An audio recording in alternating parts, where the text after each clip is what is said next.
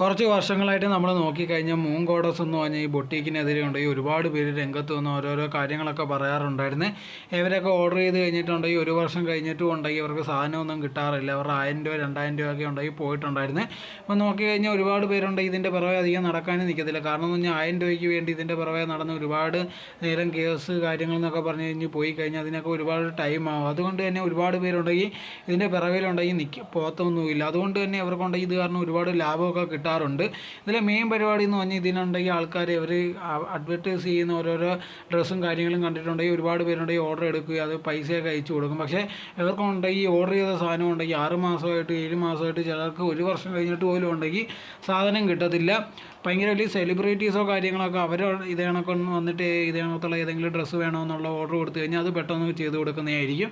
ബാക്കിയുള്ള സാധാരണ ആൾക്കാർക്കുണ്ടെങ്കിൽ അത്ര പെട്ടെന്നൊന്നും സാധനങ്ങളൊന്നും കിട്ടത്തില്ലായിരുന്നു.